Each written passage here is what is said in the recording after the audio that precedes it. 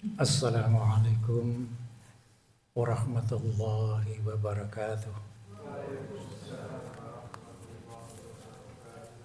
Innal hamdalillah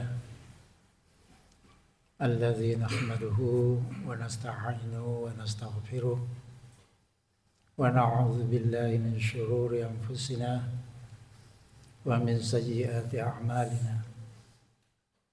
Man yahdihillahu fala mudilla lahu wa man yudlil fala hadiya lahu. Asyhadu an la ilaha illallah wahdahu la syarika lah wa asyhadu anna Muhammadan abduhu wa rasul la nabiyya ba'da. Allahumma salli wa sallim wa barik ala Muhammad wa ala alihi wa sahbihi jami'in. Allah Ta'ala fil Qur'anil Hakim. A'udzu billahi minasy syaithanir rajim. Ya ayyuhalladzina amanu taqullaha haqqa tuqatih wa la tamutunna illa wa antum muslimun. Jamaah salat Lail rahimakumullah. Sebagai bentuk pernyataan syukur kita kepada Allah yang dengan sifat Rahman Rahimnya, pengasih penyayang Allah, tidak pernah berhenti pada kita mencurahkan begitu banyak nikmat, terutama nikmat iman, Islam, sehat walafiat, dan berkesempatan untuk kembali mengabdikan diri di masjid yang mulia ini. Tidak lain semata-mata kita hanya berharap mendapatkan ridha Allah Subhanahu wa Ta'ala. Mudah-mudahan apa yang kita lakukan dengan dasar ikhlas lillahi ta'ala, agar semuanya tercatat sebagai bagian amal soleh kita. Amin. Jamaah rahimakumullah, pernah disinggung di mimbar yang mulia ini bahwa ketika kita umat muslim yang mukmin ditanya oleh ghairul muslim, hai orang Islam, apa sih pertandanya bulan Ramadan sehingga kaum muslimin mengimaninya sebagai bulan suci? Padahal kita tahu ada 12 bulan dalam setahun. Kenapa tidak bulan-bulan yang lain? Zulqa'dah mungkin, Rajab, Sa'ban. Kita dapat menunjukkan beberapa pertanda kesucian bulan Ramadan yang tidak pernah kita jumpai dan ditemukan di bulan lainnya. Yang pertama, para jamaah rahimakumullah, hanya di bulan Ramadanlah Allah memanggil, berseru, sekaligus memerintahkan, mewajibkan kepada kita berpuasa wajib selama 1 bulan penuh. Saya ulang kembali, berpuasa wajib selama 1 bulan penuh hanya ada di bulan Ramadan. Yang kedua, hanya di bulan Ramadanlah untuk pertama kali Allah memfirmankan wahyunya yang terhimpun dalam kitab Allah, Al-Quran, untuk pertama kali, yang kita kenal dengan peristiwa Nuzulul Quran. Pertanda yang lain dapat kita tunjukkan kesucian Ramadan ditandai dengan hanya di bulan Ramadan Allah mensediakan 1 malam kemuliaan yang kita kenal malam Lailatul Qadar. Kita tidak pernah mencari mendapatkan bulan lain adanya malam Lailatul Qadar. Hal lain yang dapat kita tunjukkan perbedaan yang menjadi keutamaan kesucian Ramadan. Hanya bulan Ramadan adalah bulan yang begitu banyak sebutan namanya, dan seiring dengan sebutan itu menunjukkan peran dan fungsi bulan Ramadan. Yang saya ingat saja, bulan Ramadan kita bilang syahrul ibadah. Bulan kita sedang meningkatkan kuantitas dan kualitas ibadah. Ramadan syahrus siyam, tadi sudah disinggung. Selama 1 bulan penuh kita berpuasa, wajib. Ramadan Syahrul Quran. Tadi juga sudah disinggung. Kenapa disebut Syahrul Quran? Ada juga sebutan Ramadan sebagai Syahrul Tazkiyah.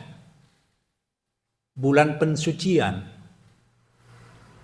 Kita sedang mensucikan amaliyah kita, iman kita, tauhid kita. Mungkin yang selama 11 bulan lain terkontaminasi dengan sedikit-sedikitnya ada syiriknya mungkin. Kita sucikan di bulan ini. Kita sedang mensucikan mal, harta benda yang Allah titipkan. Allah amanahkan kepada kita. Fa insyaallah nanti dengan zakat fitrah. Dan yang tidak kalah penting jamaah rahimakumullah, Ramadan disebut sebagai Syahrul Tarbiyah. Bulan pembelajaran. Bulan pendidikan dan latihan.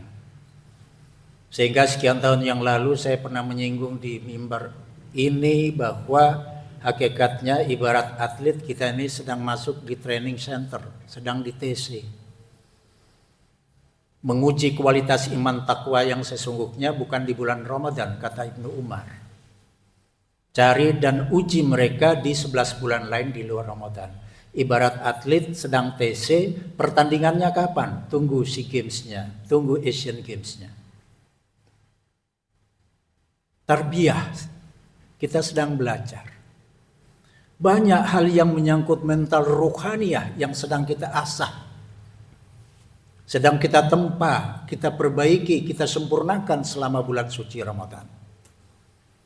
Paling tidak yang pokok-pokok saja para jamaah. Di bulan Ramadan kita ini sedang belajar menjadi orang yang ikhlas. Di bulan Ramadan kita ini sedang meningkatkan kepedulian sosial kita dengan jalan berbagi bagi yang berlebih kepada saudara-saudara yang sedang membutuhkan.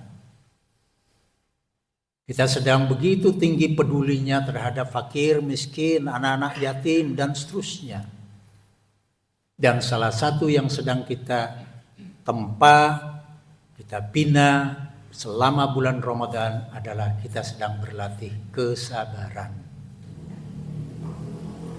Topik sabar inilah yang patut saya singgung di mimbar yang mulia pada malam ini dalam waktu yang terbatas. Berangkat dari Al-Quran surat kedua Al-Baqarah yang saya bacakan di rakaat pertama sholat Isya tadi. A'udzubillahi minasyaitonirrajim. Wasta'inu bisabri wassalah. Minta tolonglah kalian kepada Allah dengan sabar dan salat. Ada di terjemah lain disebutkan, jadikanlah sabar dan salat sebagai penolongmu. Berat. Kenapa Ustadz sabar itu penting? Saya punya beberapa alasan. Yang pertama para jamaah, tengok kanan kiri kita. Banyak dalam kehidupan kita orang tidak lagi bersifat sabar. Lalu pertanyaan besarnya, apa sih sabar itu Ustaz menurut pandangan Islam? Simple kok. Engkau mampu menahan diri, dengan kata lain tidak memperturutkan hawa nafsumu, baik dalam hal ucapan maupun perbuatan. Atau kalau dibalik, kalau tidak memperturutkan hawa nafsu, berarti perbuatan dan ucapan kita selalu dalam bimbingan Allah. Bimbingan Allah yang mana Ustaz? Ya berpedoman pada kitab Allah, Al-Quran, wa sunnah Rasulullah Sallallahu Alaihi Wasallam. Itu orang yang sabar. Alasannya kenapa? Yang pertama tadi saya katakan, tidak banyak lagi orang yang bersifat sabar dalam hal apa saja.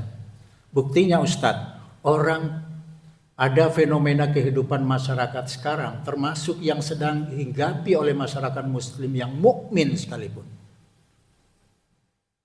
Semuanya ingin berhasil secara instan, tanpa melalui proses, tanpa melalui usaha, dan tanpa melalui pengorbanan.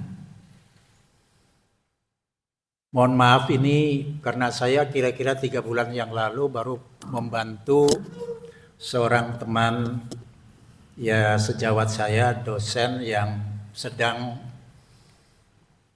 menghadapi masalah besar, terjebak hutang yang rumahnya mau disita dan datang ke saya untuk minta tolong bukan masalah duit,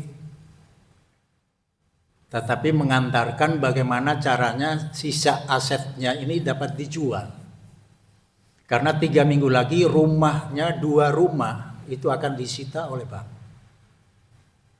Sehingga saya ingin titip kepada ibu-ibu. Ini pembelajaran yang luar biasa.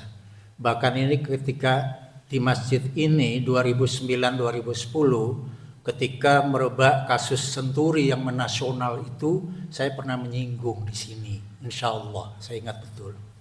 Kalau orang Muslim yang mukmin ini dalam hal ekonomi dan bisnis terjebak dalam kehidupan ingin berhasil secara instan, terjebak dalam investasi bodong, hakul yakin Senturi bukan kasus yang terakhir. Itu saya pernah katakan di sini dan di mimbar lain.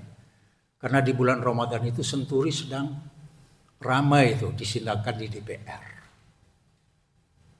Ibu ini terjebak dalam investasi yang secara kasat mata itu menggiurkan. Bu, simpan di tempat saya investasi 3% per bulan. Pertama nanam 100 kurang datang lagi 200, terakhir 400.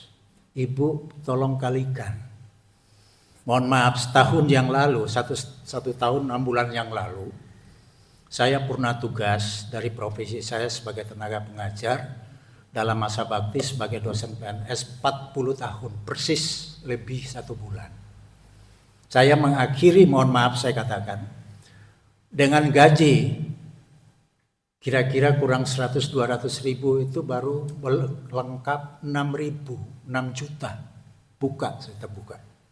Lah ini orang ngajak investasi per 100 ribu 3 juta. Lalu ibu ini tergiur, bulan pertama betul 200 berarti 6 juta. Diyakinkan dengan return tingkat keuntungan 6 juta diberikan. Lalu datang lagi, Bu nggak pingin nambah lagi 200 juta. 400 juta, Bu. Memang modus penipuan, uang yang dikumpulkan itu untuk meyakinkan dibayarlah dengan rutin sebulan 2 bulan pertama. Itu triknya. Pada bulan keempat mulai molor. Pada bulan kelima didatangi, alamat yang ditinggal, Bu. Kata Pak RT, dulu pernah kos di rumah sana, tapi kira-kira 1 bulan lalu pindah dan nggak pamit. Innalillahi wa inna ilaihi. 12 juta, Bu. Hanya dinikmati sekali. 6 juta 2 kali, lalu yang 12 juta ketika 400 juta itu kan 4 kali 3 kan 12. Dibayarnya sekali, bulan berikutnya prit hilang. Lalu tambahan-tambahan investasi itu dia ngambil pinjaman di bank dengan jaminan rumah. Rumahnya kelak akan disita. Datang ke saya, bukan saya yang mau membeli. Datang membawa kira-kira ada sekitar 4 sertifikat, naruh di ruang tamu di rumah saya.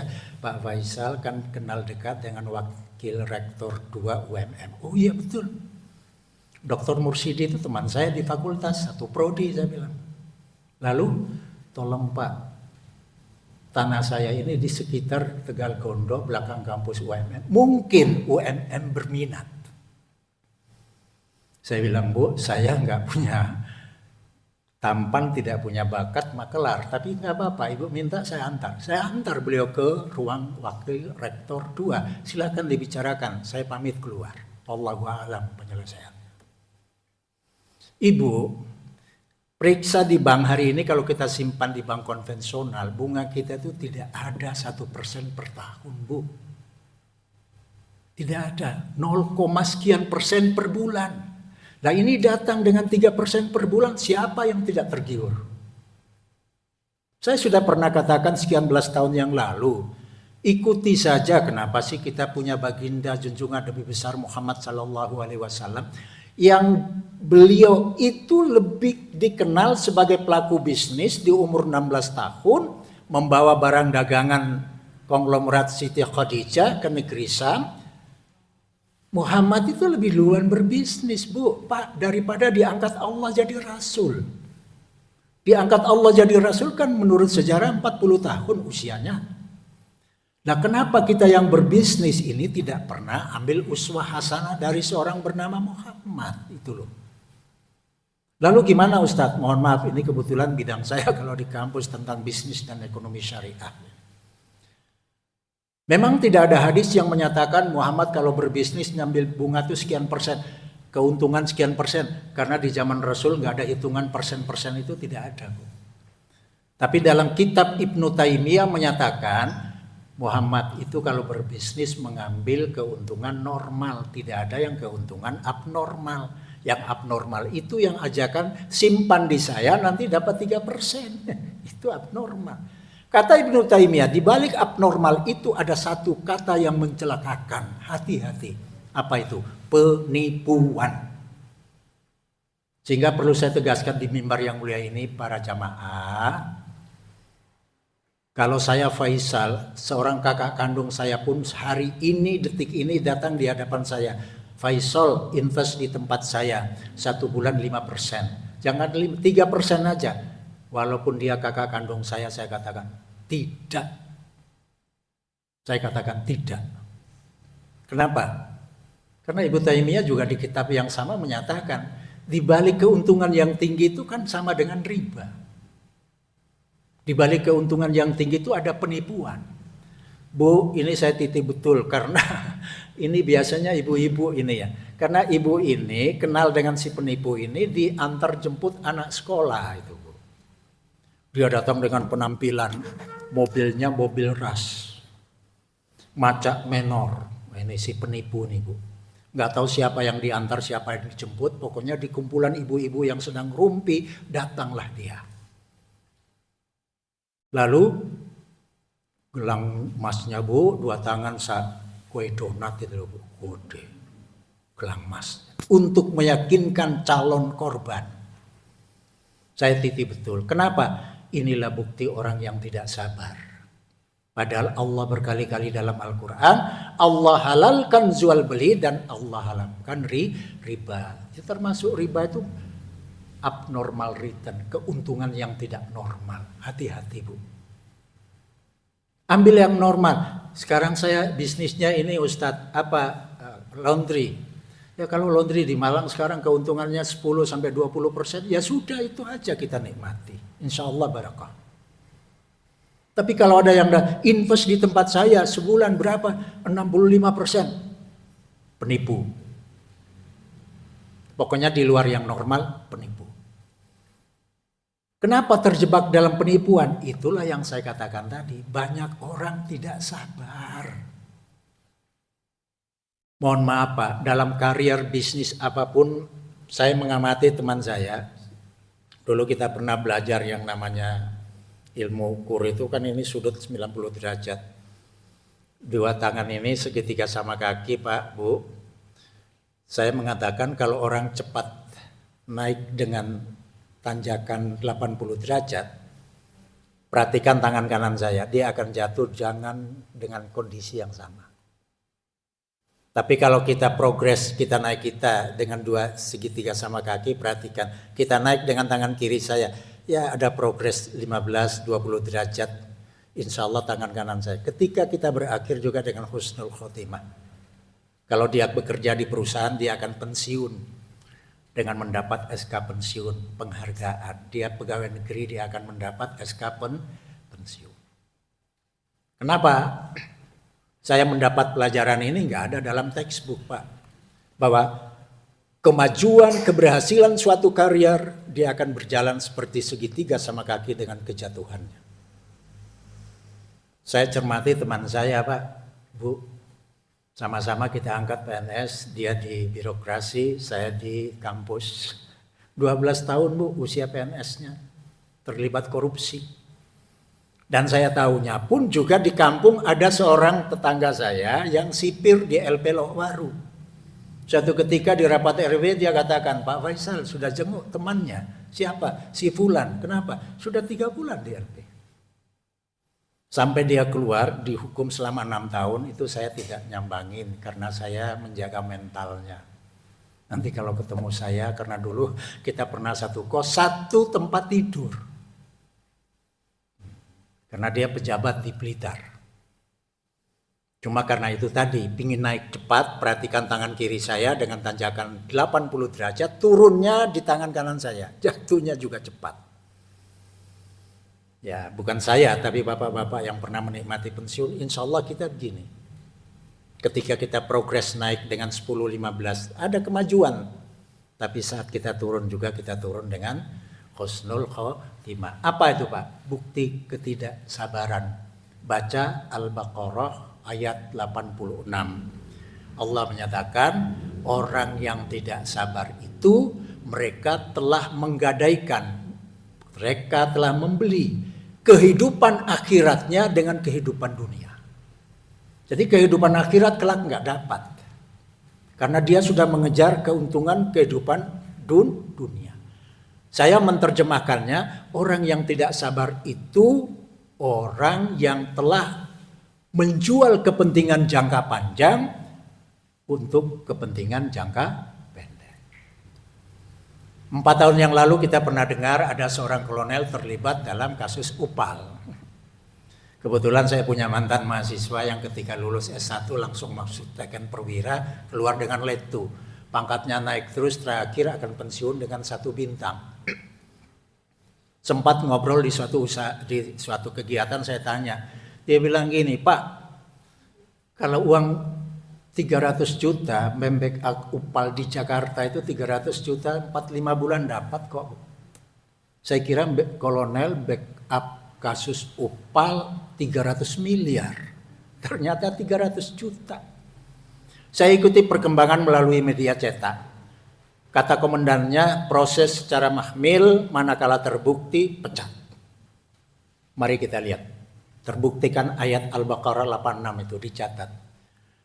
Si kolonel ini telah mengorbankan kepentingan jangka panjang. Kalau saya hitung kolonel umur 40-42 tahun.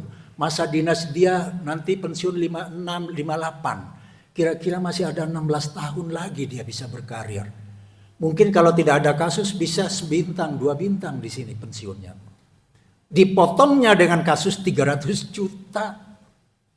Korbankan kepentingan jangka panjang demi kepentingan jangka pendek. Itu makna dari Allah menyatakan dalam Al-Quran, orang yang tidak sabar telah mengorbankan kepentingan akhirat demi dunianya.